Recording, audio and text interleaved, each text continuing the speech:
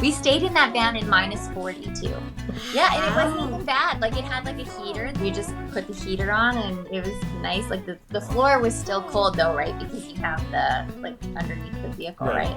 But it was nice and toasty warm in the van. It was honestly, it was crazy. We're like, I can't believe like we didn't freeze to death last night. Check that in the win category. Hey, thanks for joining us for another episode of On The Porch with Front Porch Music. What's up? It's Jenna and Logan. Hello. This week on The Porch, we had a lovely guest who's based out of Saskatchewan originally. Mm-hmm. She's gone through a lot of things in her life. A lot. She was in many, many talent shows. It took to the age of 14 to win. She started at 3. Yeah. Didn't even realize she won when she did. She had an experience with cancer, which really fueled her passion and helped her. And the direction for her life. Yeah, honestly. We talked about traveling the country with her husband, Eric Etheridge, in a van.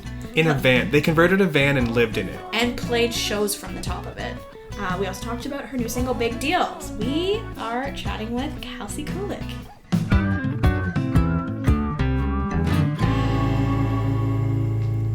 We are on the virtual porch, we like to say sometimes. Thank you, Kalsey, for joining us. Thank you guys so much for having me. Welcome to the porch. This is like your first time like chatting with us on the porch. Yeah. Yes. Yeah. Very absolutely. exciting. You've been up to quite a lot over the last few years, so we're excited to talk about all the things you've been working on musically. You're touring in a van with your husband, and you have a baby now. So, So much going on, which is so great. But before we jump into all the fun things, why don't you tell us a little bit about yourself? So I was born and raised in Hudson Bay, Saskatchewan, which is a very, very, very small town. But that's, where I Is started that where like singing. Hudson's Bay proper the story came from? I should know this. No, As a Canadian, no, I should know this and I don't. No, well, honestly, people from Saskatchewan don't even know where Hudson Bay, Saskatchewan is. Great. So it's totally okay that you do not know where it is. Great. No, it's like right on the Manitoba border of Saskatchewan and Manitoba. It's just a really small town. So yeah, it's, the closest McDonald's when I was growing up there was like 3.5 hours away. Oh God. You weren't missing out. How dare you? I know, right? So McDonald's is my biggest guilty pleasure. It was like our, huge treat when we would go to the city, right? Like we were like, oh my gosh, let's go to McDonald's. It'd be like our first stop. But yeah, no, I grew up playing music there. I started singing at the age of 3. Like I was on, when my first talent show was at 3 years old, and I sang in front of 500 people, and I pretty much caught the bug then. And oh my God, didn't look back. My mom bought me a guitar. She taught me how to play guitar when I was 13, and then she bought me my own guitar at 13, and I started writing my own songs. And through all those years, I went into every music festival and not every music festival, talent show, fair, competition, from the age of 3 all the way on. And then we moved to Alberta, Slave Lake, Alberta, and I still was singing. But I was kind of like at the point I was 17 years old. I was like, what am I going to do? Am I going to go to school, or am I going to, follow music, right? And then what did your parents say about that? Like did they like you're going to school, or you can do what? Oh, my mom, just wanted me to do what I wanted to do. She knew that I always loved music, but she was up to me, right? And then I was diagnosed with cancer, and then I was like, well, what is life unless you are doing what you love every single day? And so I was like, I'm just gonna talk about getting perspective. I'm sure, eh? Absolutely, yeah. And how old were you when that happened? 17. Wow. Formative years. Ouch. Yeah. And so I just was like, well, I'm going to do music. And I've been doing music ever since. And it's been just quite the journey. It's been an amazing time so far. Wow. When did you start writing music? When did you start writing songs? When I was 13. Yeah. Yeah, so I first started writing then. And I just used it, I was never somebody who was good about like talking out their feelings. I was always like somebody who just liked to listen to music and connect with songs that portrayed how I was feeling. And that's just kind of what, right? That's the best thing about music is that, you can connect with a song and it feels like that person wrote that song for you. right? You know what I always say? Like when someone you love or someone that you like that is in your realm sends you a song, really listen to it because that's how that person is feeling at that moment. Totally. Absolutely, 100%. And That's how I like used to flirt with boys, is I would send them songs. I'd like to like, do you like this? Is that still how you flirt with boys? No. Yes. That's still how I flirt with my husband sometimes. So I totally understand. I think it's a great way. It's a great way to like low key send a message, you know? Yeah. So you mentioned that your mom taught you the guitar. So Yeah. Like I assume she's also been a musician in her life, or Well, she just really loved to sing, you know? She always sang like she would just, you know, sing karaoke because they had a karaoke machine, and she'd like do like some fairs and stuff around Saskatchewan and Manitoba, and you know, just she really did it just because she loved to do it. And then that's kind of where I loved listening to her sing when I was little. Like I would just be in the zone when I was listening to her, and then I just started singing one day, and obviously she encouraged it, you know, if that's what I like to do. And yeah, so she definitely was the one that, you know, planted the music bug in me for sure. Oh wow. I love that. Have you ever like written anything with your mom? No, she doesn't write or anything like that. She just kind of played guitar for fun. She taught me like my first chords, and no, she's never written anything herself. No. That's really cute that you had that to share. You grew up like it's almost like your path was made for you, you know? Yeah, I mean, I guess so. It's kind of like, you know, people are always like, "What do you do other than music?" And I really have to think about it because that's like all I've ever done. Like, you know, I played sports in school and stuff, but we were gone all the time every weekend for music, whether it was like a competition or whatever. Mm-hmm. So, you know, music has pretty much been like my whole entire life, you know, and I love it. It's what I do on my spare time. Like when everybody's gone out of the house, I like sit down with my guitar, and that's when I can write, you know. It's just, I mean, it's my passion. Mm-hmm. Have you ever been asked, like, what would you be doing if you weren't doing music? Yeah, I have, and I literally, I don't know. Like, I mean, I feel like, you know, music is just kind of, you know, has always been the path for me, right? Like, I don't know what I would, you know, what else I would do. You know, I like to drink coffee, and, you know, that's my, like, pastime and my hobby is drinking coffee and yoga. So, you know, maybe I'd be doing a little bit of that more. I don't know. Totally. That sounds like our mornings. Minus the yoga. So well, and the singing. Yeah, that too. So we just like coffee. Yeah, it's just coffee's the best. Oh, it is amazing. Yeah, sure is. Yeah. So I guess the next thing we kind of want to touch on is like you've like been able to grow your career as an artist. So where did you kind of start to pick up a little bit of momentum and be like, okay, like, people like what I'm doing, and I can, like, I'm doing this? You know, I mean, I'd never really released my first like full-length EP until 2019.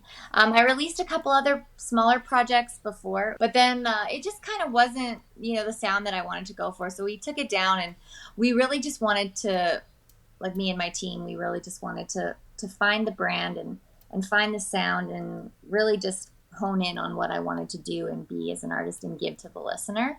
And so in 2017 actually, was when I signed my record deal and publishing deal down in Nashville. But I'd moved to Nashville before that in 2015. Okay. And so, you know, I just like really focused on my writing and what I wanted to say as an artist. You know, I did a lot of Facebook Lives and, you know, kind of just got feedback from the people that followed me, you know, on what they thought of songs. And then, you know, I was writing every single day down in Nashville, like Monday to Sunday. Like it was just, you know, when I wasn't writing during the weekdays with other people, I was writing by myself on the weekends.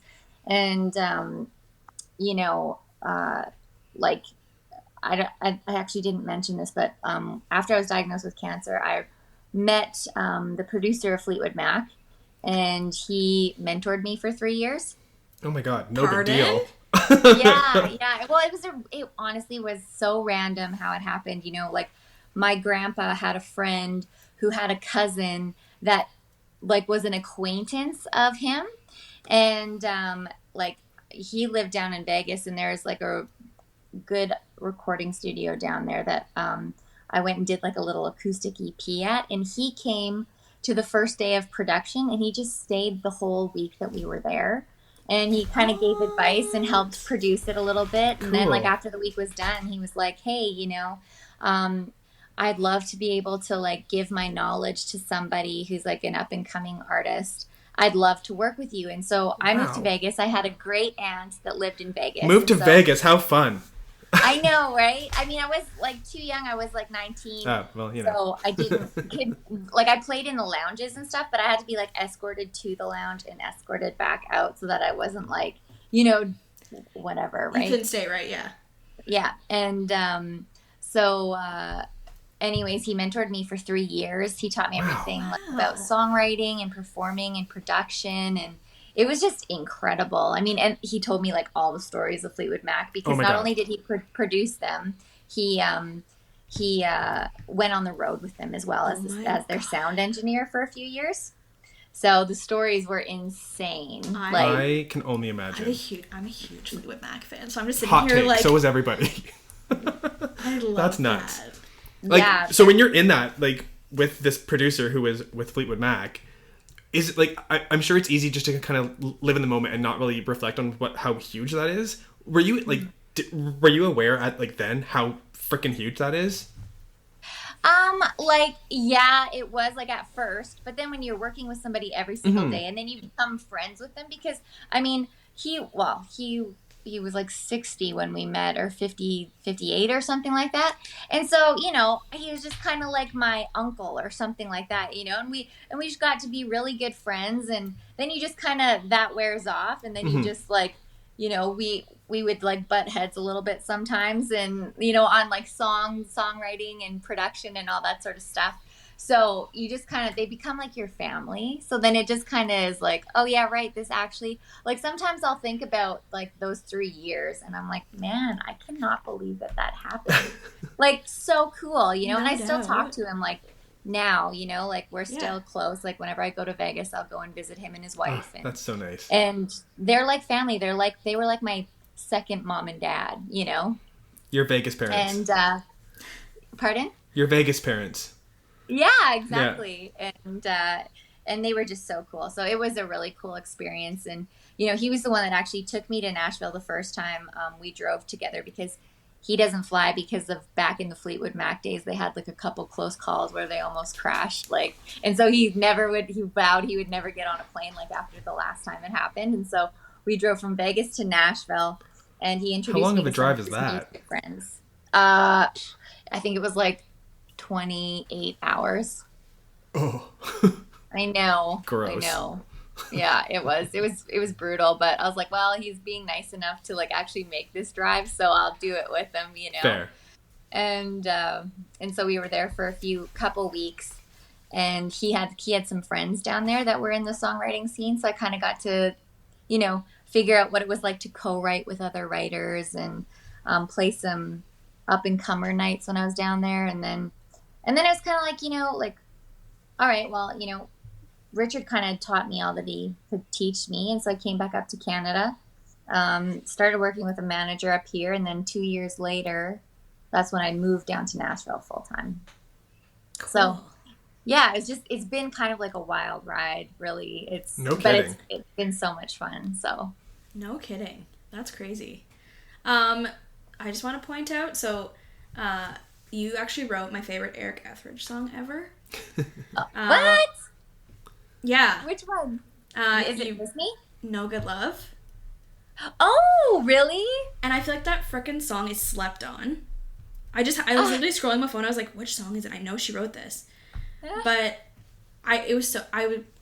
after the album came out, I was like, Logan, I'm gonna like write about this. And I was listening to the album, and I was like, that is my favorite song. It still is my favorite Eric Etheridge song, and you can go tell him, like, I'm going to tell him, because like, thank you for saying that, by the way. Like, I love that song too, and like, it's funny because thank you. And like, he needed some more CanCon songs for his record when he was recording, and so I was doing, this was in the pandemic. We were back up in Canada because we had met down in Nashville, got married. We were going to stay there, but then the pandemic hit. You know, we lost everything, like all of our shows. We're like, well, we can't stay down here, you know? And so we came back up to Canada, which was like so heartbreaking. But anyways, we still did Zoom rates over, like, you know, with people in Nashville. Mm-hmm. And so this girl came in and I don't know, I've never written with her before.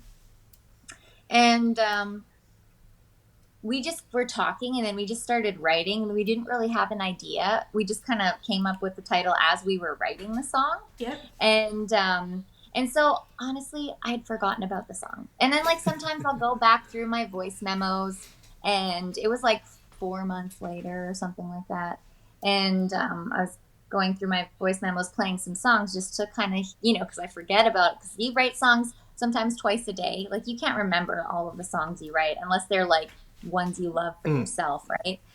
And so Eric was in the car with me, and this song started playing, and he's like, I like this song. And I was like, yeah, I like this song too. I totally forgot about it. And he's like, hey, can you send that to me? Like, I just want to pitch it like to the labels for me for the next record. And I was like, yeah, sure. And it ended up making the cut. And like, honestly, from the work tape, it's just me and a guitar singing the song. And then when it came out, when the recording came out after, I was like, this song sounds so good. Like, I was so This song's good. Who wrote it?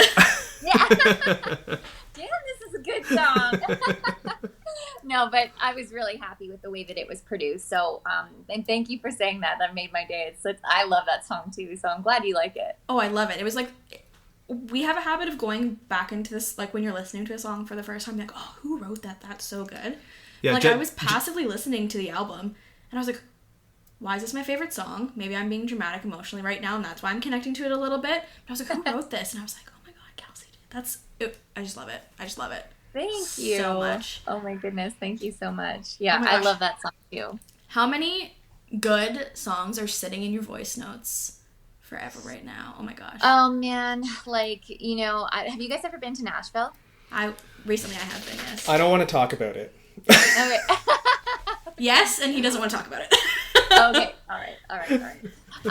But like, you know, it's so insane when you go to Nashville and you see like these ridiculously talented songwriters. You know, some of them have like cuts with artists, some of them have had a number one or just had a number one. Like I have so many friends that, you know, have like a couple of my friends have the number one song, She Got the Best of Me by Luke Combs. Oh yeah. And like their repertoire of incredible songs is ridiculous. Right. Like, and it just like, I'm like, nobody, because they're not going to record it, and these are just like, how many songs do they have? Like, you know, they're published, but it's like, you know, only a few songs get through, and like not even necessarily the best songs get through. It's just like they had like the best team that like fought hard for it. You know what I mean? Yeah. And like some of these songs that are just like, I can't even tell you like like the amount of times I've heard an incredible song that will never see the light. That makes me so sad. Me too.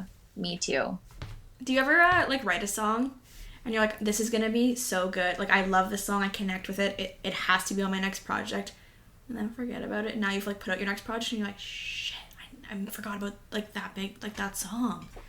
So there's like times where I have like a song that that like I've written that I've really loved. Like I have a few songs right now that I've like released like on social media that people just absolutely loved, you know? Yeah. And so like, you know, working with like a team of people, like you have to kind of get everybody on board for like a song to make the cut, right? Right. Yeah. And like that's actually really hard to do, you know, to get everybody on board to put money behind a song to release.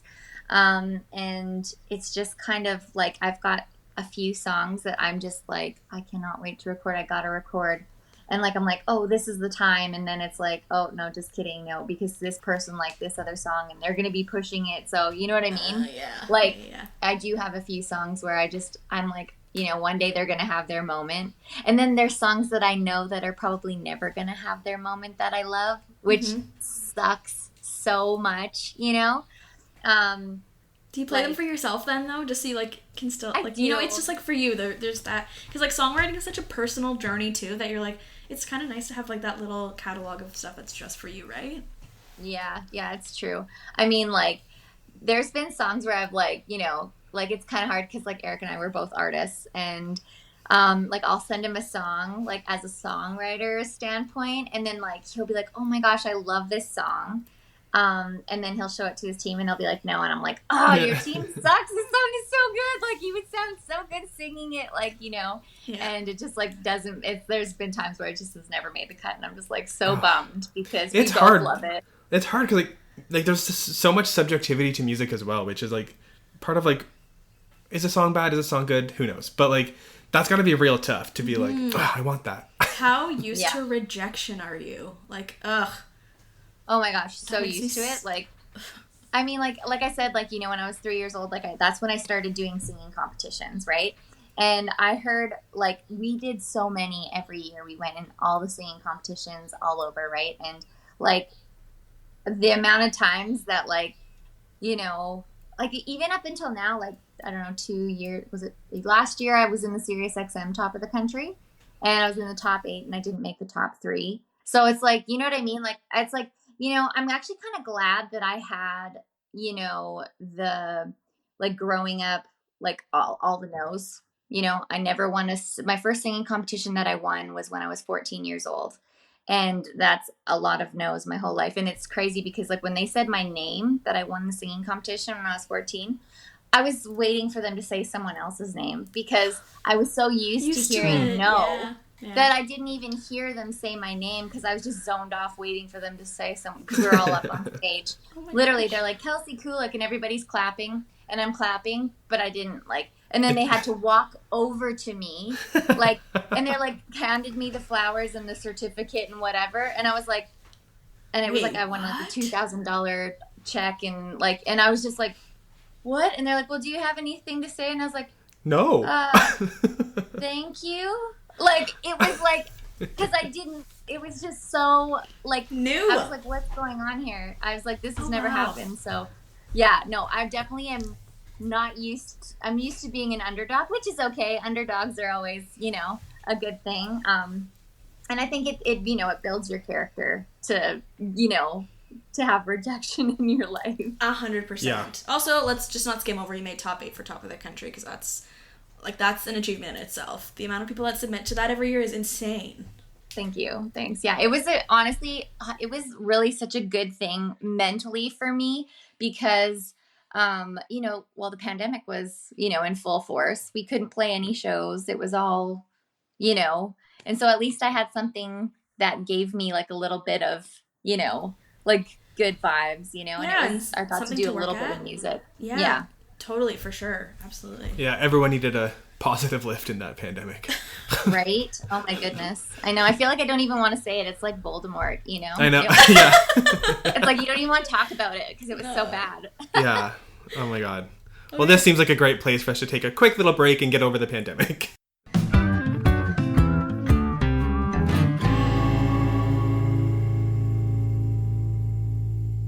Hey, this is Kalsey Kulyk on the porch with Front Porch Music.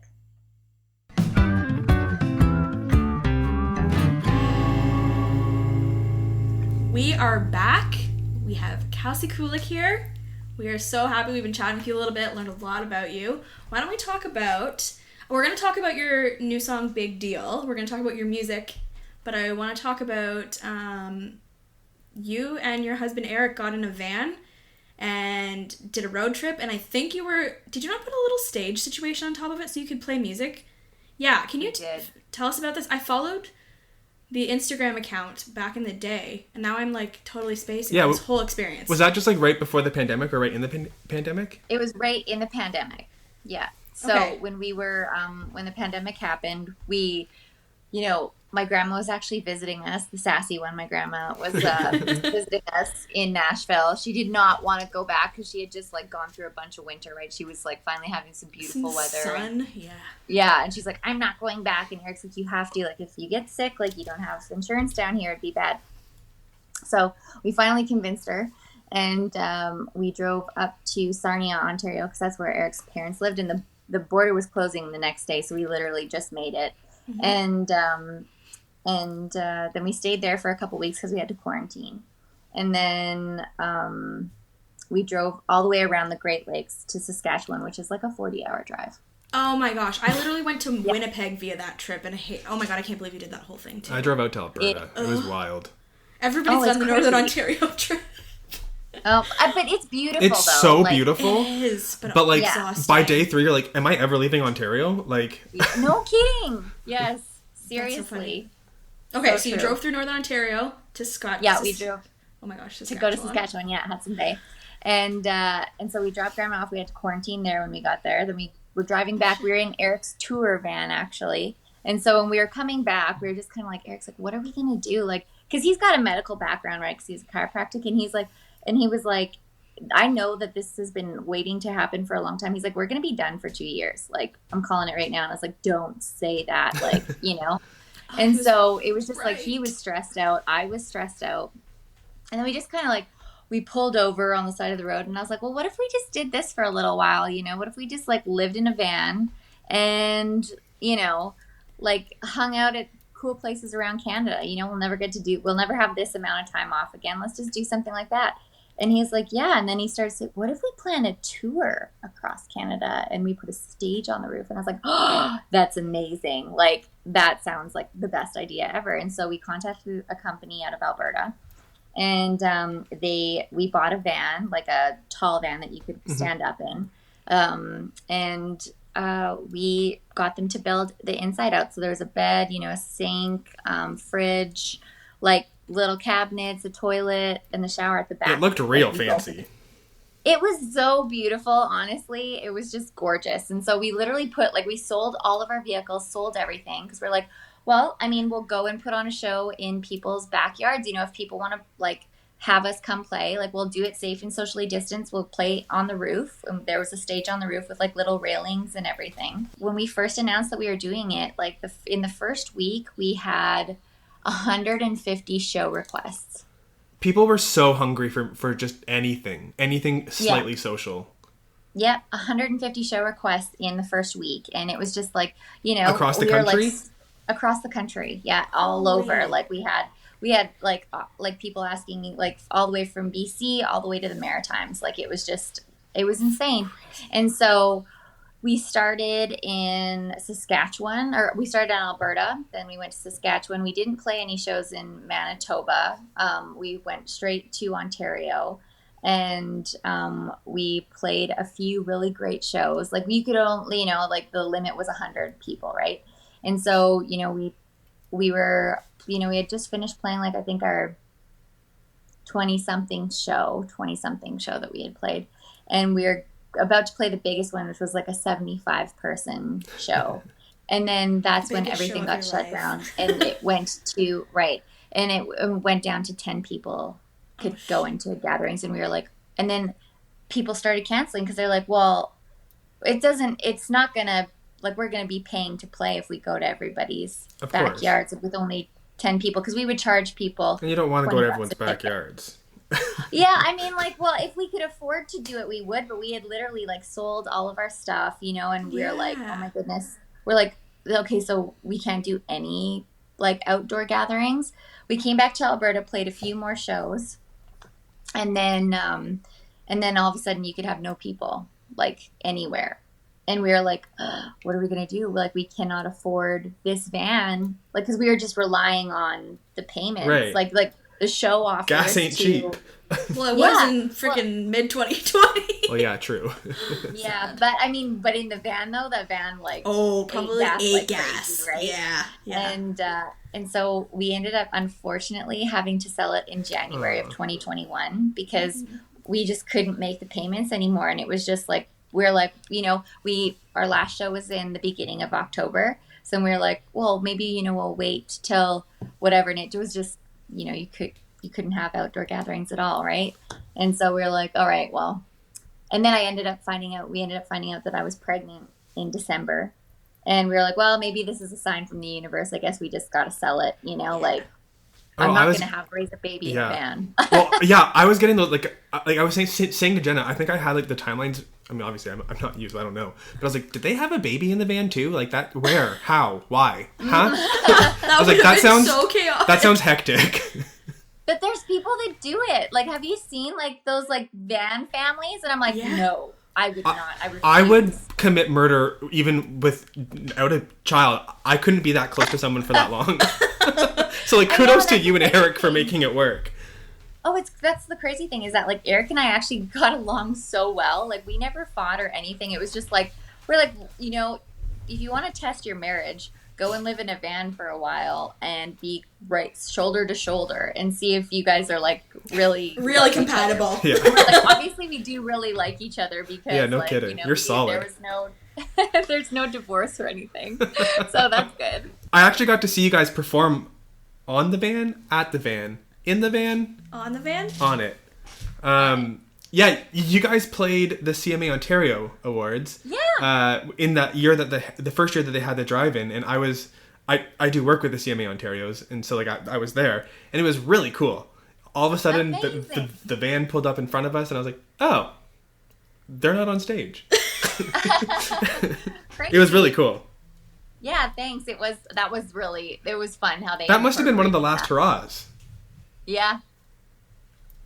What an experience that must, like, that's something cool. Like, when else would, like you had said, when else would you have done something like that, right? Well, yeah, exactly. Like, we're probably never going to do it again, like, until it's like a tour bus type of thing, you know, and that'll be fun. We're, you know, really excited for that day.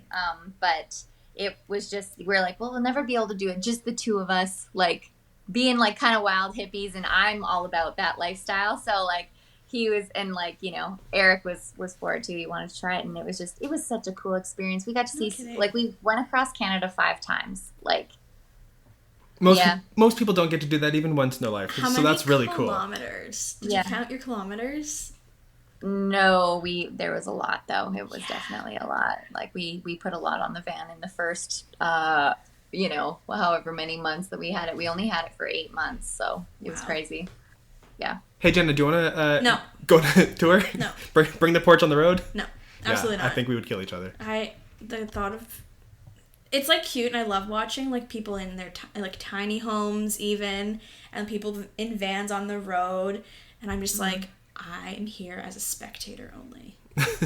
I'm sure like if there was a reason I would do it, but like it's not something that I'm like, oh my gosh, I'm gonna do. I love the idea of it. Yeah, the idea. I mean, like, you know, when you skip showers, like, you know, for 4 days in a row, because like there were times where I was just like living in dry shampoo because like the shower, it was too cold to shower from out the back of the van. It was just like a crappy little thing, no pressure, you know, it's just like dribbling out enough to wash. Exactly. And so but it was too cold to shower because it was like, you know, like getting into like August when we got it, late July. And so, you know, we just like, you can't stop anywhere. So like, you know, you're showering, Eric showered at a couple gas stations, like trucker gas stations. And I'm like, I refuse. Like, we would stop at families' houses along the way to like grab a shower and stuff because we have family all over Canada. And we were very thankful. To be able to do that. Wow. Yeah. What an experience. Did you write songs on the road too? Did you have an opportunity to do that together? No, like, I mean, Eric and I think because we're so used to like living with each other, like we don't really often write songs together anymore. Like that's how we met, was through songwriting. Yeah. And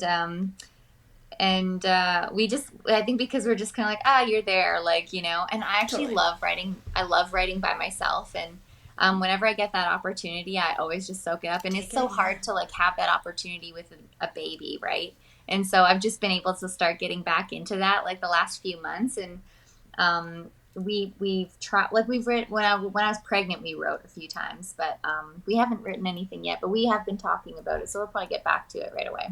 Nice. Can't wait. Love that. Okay, let's talk about your music. You have a new single out. It was released in May called Big Deal.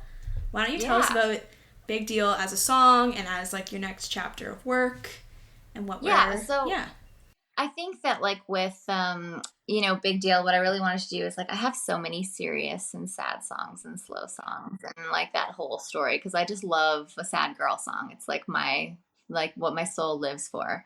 And so, you know, for this next chapter, like, you know, I really kind of wanted to take it a little bit back to my more like rootsier feel with like the sound production of it, but still keep it like a little bit fresh with the lyrics. And so this song actually I wrote in Nashville with two writers, Rocky Block and Jeff Garrison, and they've written actually a couple number ones in Canada. I can't remember which ones they were, but they're really great writers. And we sat down and wrote the song. And it was kind of always in the mix to be recorded. Like people at the label loved it. People at the publishing company loved it. It was always kind of there, right?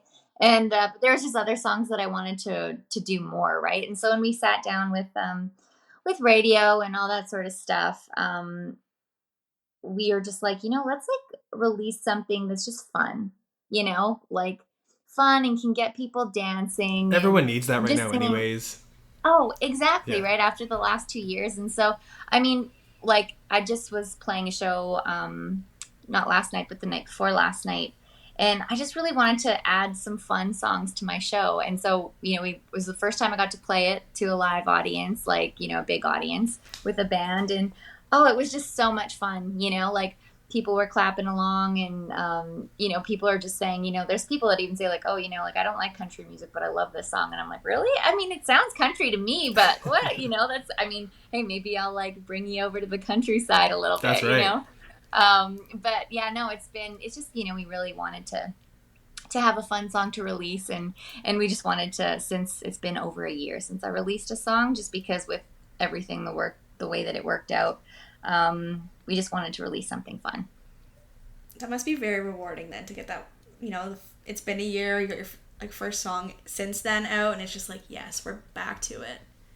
Totally. Yeah. And it was nice, you know, like people just, you know, people seem to really like it too. So that was cool because it's just a little bit different than the last few songs I released.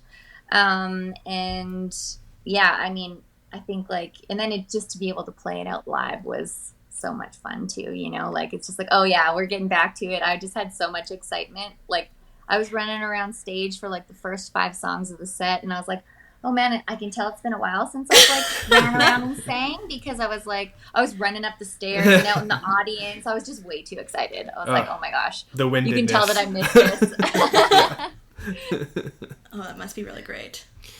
Well, Kalsey, we are coming up to the end here because I know that you also have to get to a show at the Stampede. Yeah. But what's coming up next for you? So I have a few more shows. Actually, like Eric and I were going out to Ontario next week. I'm going to be playing a show. He's playing the show the 22nd. I'm playing the show the 23rd. Ooh. And then we come back to Alberta and we play out here a couple times. We got a couple shows and then back to Ontario in September. We're like, it's going to be a crazy few months. Like we're just playing shows, which we're so excited about, like full band shows, you know, like with a lot of people. It's going to be awesome. Nice. And then I'm going to be releasing another single in the next couple months here. So busy. And then recording again. We're working on an album to release for like the beginning of next year. So, yeah, we're going to be getting it back into the studio in September as well. So it's going to be a whirlwind. Oh, and then also too, like we got approved for, you know, that we heard that we might be able to get back to Nashville soon. So hopefully. Big deal. Yes. Yeah, a big That's deal. Awesome. Emphasis. Yeah, I like how you did a little plug for that too. Thank you. That's funny. Oh, the visa thing with people coming back to Nashville has probably been so annoying. You're not the first to be like, we can go back. Yeah. Well, it's, you know, like, because we still had like a year left on our visa, but like we had no way to make money because the bars were closed. We didn't know when they were going to open them. Yeah. Mm-hmm. Like we have to like pay off debt and we have to pay for recordings and all that sort of stuff too, right? So we were just like, let's go back up to Canada. We'll make some, you know, we'll be safe there for a while and then we'll just get all of our ducks in a row, which is what we have been doing. And it's paid off, so it's been good. That's good. Oh, good. Well, we're so excited for you. We're so excited to hear your new single coming out in a few months, but we're also excited about Big Deal. I've heard it on Sirius XM a couple times, and that's great. I don't listen to daytime radio, Awesome. That's so good. I know I've had a few friends and family send me, like, that they're listening to it. I'm like, oh, that's so good. Isn't that so cute? When my friends, like, are on the radio, I'm like, oh my god, I gotta take, as if they haven't seen 50 of it from everybody else, too. So yeah, exactly. All right, Kalsey, well, thank you so much, and we really look forward to seeing what comes out in the next few months. Awesome. Thanks so much, Logan and Jen. It was so great to talk to you and you know, see you over our screen. So thank you so much for having me. Thanks so much for joining us on The Porch with Front Porch Music. I love talking to artists and digging deep into the world of Canadian country music, and I'm so excited you joined. If you liked this episode, please rate, review, and subscribe to this podcast. That's the easiest way for you to support this show. You may even get a shout out. So we'll see you in a couple weeks next time on The Porch. On The Porch with Front Porch Music is hosted by me, Logan Miller, and Jenna Weiser. The theme song was written, produced, and performed by Owen Wrigley.